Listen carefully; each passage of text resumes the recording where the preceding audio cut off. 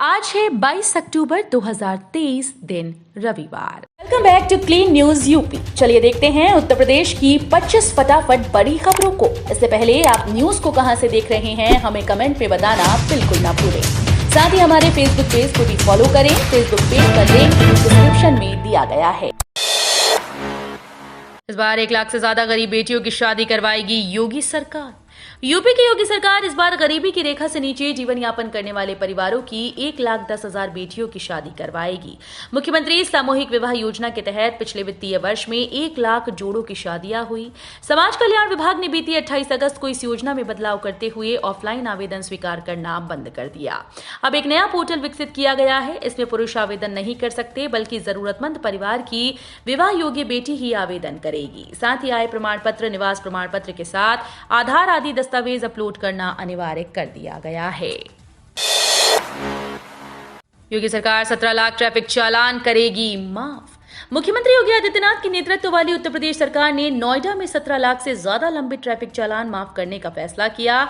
आदेश के अनुसार 1 अप्रैल 2018 से 31 दिसंबर 2021 के बीच जो चालान जारी किए गए थे उन्हें यातायात विभाग के द्वारा रद्द कर दिया जाएगा। इस अवधि के दौरान यातायात उल्लंघन के लिए लगभग 17,89,463 चालान जारी किए गए।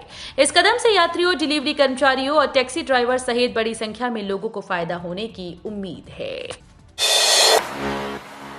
पीएम उज्ज्वला योजना में माइग्रेट लेबर को भी मिलेगा गैस सिलेंडर। यूपी के शहर में सर्वे शुरू। अब माइग्रेट लेबर यानी एक शहर से दूसरे शहर काम करने जाने वाले मजदूरों को चूल्हा नहीं फूंकना पड़ेगा।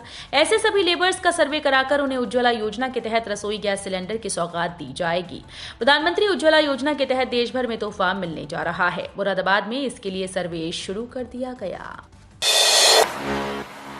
भारत की शक्ति व सामर्थ्य का प्रतीक होगा नौसेना संग्रहालय। मुख्यमंत्री योगी आदित्यनाथ ने किया भूमि पूजन। राजधानी लखनऊ के इकाना क्रिकेट स्टेडियम के पास बनने वाला नौसेना का शौर्य संग्रहालय भारत की 5,000 सालों की शक्ति व सामर्थ्य का प्रतीक होगा। शनिवार को मुख्यमंत्री योगी आदित्यनाथ ने संग्रहालय के लिए भूमि पूजन और शिलान्यास किया। ये संग्रहालय लखनऊ का नया पर्यटन स्थल बनेगा। शिलान्यास समारोह में वाइस एडमिरल दिनेश के त्रिपाठी भी मौजूद रहे। आगरा में मेट्रो ट्रेन कब से चलेगी? सीएम योगी आदित्यनाथ ने बताया समय। मुख्यमंत्री योगी आदित्यनाथ ने कहा कि प्रधानमंत्री नरेंद्र मोदी फरवरी में आगरा मेट्रो रेल का उद्घाटन करेंगे। प्रदेश के 5 शहरों में मेट्रो के सफलतापूर्वक संचालन करने पर काम चल रहा है। रेलवे स्टेशन पर हवाई अड्डे जैसी सुविधाएं मिलेंगी। इस दिशा में तेजी से काम चल रहा है। योगी आदित्यनाथ ने ये बातें साहिबाबाद में देश की पहली नमो भारत ट्रेन के उद्घाटन के बाद वसुंधरा सेक्टर 8 में आयोजित जनसभा में कही। ईडब्ल्यूएस के नाम पर अतिरिक्त सीट्स पर प्रवेश लेना है गलत। आयोग का अभी मेडिकल कॉलेज को निर्देश। राष्ट्रीय आयुर्विज्ञान आयोग ने देश के मेडिकल कॉलेजेस को निर्देश दिया कि आर्थिक रूप से कमजोर यानी ईडब्ल्यूएस कोटे का सही तरह से पालन किया जाए। आयोग ने सभी मेडिकल कॉलेज के निदेशकों को पत्र लिखते हुए कहा कि केंद्र सरकार ने ईडब्ल्यूएस वर्ग के छात्रों के लिए 10% आरक्षण तय किया है। इसका मतलब ये कतई नहीं कि अतिरिक्त 10% सीटें बढ़ाकर प्रवेश किया जाए। मौजूदा समय में आयोग की ओर से एमबीबीएस पाठ्यक्रम के लिए जितनी सीट्स मंजूर की गई उन्हीं में से आरक्षित सीटों पर प्रवेश दिया जा सकता है। रोजगार की सौगात लेकर आ रही 100 फैक्ट्री, सीएम योगी रहेंगे मौजूद। गोरखपुर में गीटा के स्थापना दिवस पर 100 नई फैक्ट्रीज के शिलान्यास का लक्ष्य रखा गया, लेकिन अभी तक केवल 40 नाम ही फाइनल हो पाए। इसके अलावा 200 उद्यमियों को प्लॉट भी आवंटित किया जाना है। प्लॉट आवंटन और फैक्ट्री स्थापना के लिए इच्छुक उद्यमियों से अलग अलग विभाग संपर्क कर रहे हैं। जन्म मृत्यु प्रमाण पत्र तुरंत न देने पर होगी कार्रवाई। यूपी में जन्म मृत्यु का प्रमाण पत्र तुरंत न देने वाले अस्पतालों पर कड़ी कार्रवाई की जाएगी। मुख्य सचिव दुर्गा शंकर मिश्र ने ऐसे अस्पतालों के खिलाफ कार्रवाई के आदेश जारी किए। इसके तहत प्राइवेट के साथ ही सरकारी अस्पतालों की निगरानी भी अब शासन स्तर से की जाएगी। मुख्य सचिव ने सभी जिलों के डीएम और रजिस्ट्रार को लापरवाही करने वाले अस्पतालों के खिलाफ कार्रवाई के निर्देश दिए हैं। बच्चे गुड मॉर्निंग नमस्ते की जगह गुरुजी से बोलेंगे अभिवादनम। स्टूडेंट्स के लिए संस्कृत किट तैयार। मुरादाबाद में आने वाले दिनों में परिषदीय विद्यालयों के बच्चे अपने गुरुजी को गुड मॉर्निंग या नमस्ते की जगह पर अभिवादनम कहकर नमस्कार करेंगे। प्राथमिक स्कूल्स में संस्कृत की जड़ें मजबूत करने के लिए राज्य हिंदी संस्थान ने पहल की। नई शिक्षा नीति के तहत अब बच्चों की संस्कृत में पढ़ाई पर भी जोर दिया जा रहा है। इसके लिए राज्य हिंदी संस्थान वाराणसी ने तैयारियां शुरू कर दी हैं। संस्कृत को बढ़ावा देने के उद्देश्य से संस्कृत किट भी परिषदीय स्कूल्स को देने की योजना बनाई जा रही है। बीटेक में 75% से अधिक नंबर हैं तो पीएचडी में मिल जाएगा एडमिशन। मदन मोहन मालवीय प्रौद्योगिकी विश्वविद्यालय MMMUT पीएचडी में प्रवेश के लिए अपने अध्यादेश में बड़े बदलाव की तैयारी कर रहा है। बीटेक में सम्मान सहित उत्तीर्ण 75 से अधिक विद्यार्थी अब सीधे पीएचडी में प्रवेश ले सकेंगे। सब ठीक रहा तो 28 अक्टूबर को होने वाली विद्या परिषद और 3 नवंबर को आयोजित कार्य परिषद में इस पर मुहर लग सकती है। हर शो के लिए सिनेमाघरों को 30 की जगह देने होंगे 1000 रुपए। नगर आयुक्त ने जारी किया आदेश। वाराणसी शहर के सिनेमाघरों को अब प्रति शो 30 की जगह 1000 रुपए टैक्स देना होगा। इस आशय का आदेश नगर आयुक्त शिपू गिरी ने जारी कर दिया। नगर आयुक्त का कहना है कि नगर निगम सदन की बैठक में 30 सितंबर को प्रति शो की दर से टैक्स वसूलने का फैसला हुआ था। अब नगर आयुक्त ने वसूली का आदेश जारी किया है। ये प्रक्रिया जल्द ही शुरू की जाएगी। बरेली लखनऊ आना जाना हुआ 130 रुपए महंगा। मैगलगंज में हाईवे पर टोल टैक्स वसूली शुरू। लखीमपुर खीरी के मैगलगंज में लखनऊ बरेली नेशनल हाईवे 30 पर टोल प्लाजा की शुरुआत हो गई। इससे लखनऊ और बरेली की ओर जाने वाली गाड़ियों का सफर कम से कम 130 रुपए महंगा हुआ। अब इस रूट पर बरेली से लखनऊ के बीच वाहनों को 4 जगह टोल टैक्स देना होगा। वहीं टोल टैक्स वसूलने वाली कंपनी ने आसपास के 20 किलोमीटर के दायरे के गांव वालों को राहत दी है। बीजेपी को हराने के लिए कांग्रेस गठबंधन करेगी या नहीं? सपा प्रमुख अखिलेश यादव ने इंडिया गठबंधन का समर्थन करते हुए कहा कि गठबंधन में कोई गांठ या तलखी नहीं है। अपने बड़े नेताओं के जरिए कांग्रेस के पास संदेश पहुंचाया है। एमपी में अगर उन्हें गठबंधन की जरूरत होगी तो सपा मना नहीं करेगी। बीजेपी को हराने के लिए सपा जरूर कांग्रेस का साथ देगी। कांग्रेस को ये साफ करना होगा कि वो बीजेपी को हराने के लिए गठबंधन करना चाहती है या नहीं। यूपी में विद्युत व्यवस्था सुधारने के लिए निवेश 65,000 करोड़ से ज्यादा के कार्यों का प्रस्ताव। उत्तर प्रदेश में विद्युत व्यवस्था के सुदृढ़ीकरण के लिए भारत सरकार द्वारा संचालित रीवैम्प डिस्ट्रीब्यूशन सेक्टर स्कीम के तहत प्रदेश में आजादी के बाद से सबसे बड़ा निवेश किया जा रहा है। इसी क्रम में 65,000 करोड़ रुपए से ज्यादा के कार्यों का प्रस्ताव अक्टूबर में अनुमोदन के लिए प्रेषित किया जाना है। इसमें 60% राशि केंद्र सरकार से तो शेष 40% राशि राज्य सरकार के द्वारा वहन की जाएगी। शहर में नंबर और रंग से होगी रिक्शा के जोन की पहचान। प्रशासन ने मनमानी रोकने को तय किए रूट। 1 नवंबर से शहर में जोन के हिसाब से ही ई रिक्शा का संचालन किया जाएगा। 9000 ई रिक्शा के जोन की पहचान नंबर और रंग की पट्टी से होगी। 30 अक्टूबर तक ई रिक्शा पर जोन नंबर और कलर पट्टी दर्ज की जाएगी। इसके बाद अगर कोई ई रिक्शा दूसरे जोन में दौड़ती मिलेगी तो उसके खिलाफ कार्रवाई की जाएगी।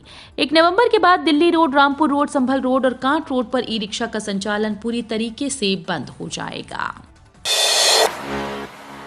इलाहाबाद हाईकोर्ट ने कहा केवल क्रिमिनल केस होने के आधार पर पासपोर्ट देने से मना नहीं कर सकते। इलाहाबाद हाईकोर्ट ने एक निर्णय में कहा कि एक वादी को महज इस आधार पर पासपोर्ट जारी करने से इनकार नहीं किया जा सकता कि उसके खिलाफ आपराधिक मामला लंबित है। अदालत ने संबंधित पासपोर्ट प्राधिकरण को उच्चतम न्यायालय और इस उच्च न्यायालय के संबंधित निर्णयों के आलोक में 6 सप्ताह के भीतर पासपोर्ट जारी करने के लिए याचिकाकर्ता के दावे पर निर्णय करने का निर्देश दिया है। यूपी में डेंगू के साथ चिकनगुनिया भी बरपा रहा कहर। प्रयागराज में 196, सहारनपुर में 112 केस।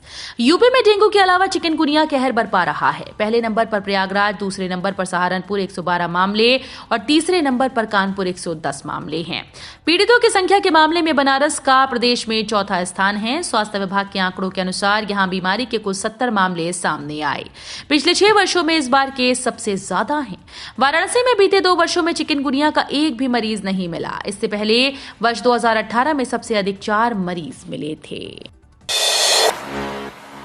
पोल्ट्री फार्मर की आय बढ़ाएगी सीआरआई की रंगीन मुर्गी समृद्धि। जल्दी बढ़ते वजन से मिलेगा फायदा।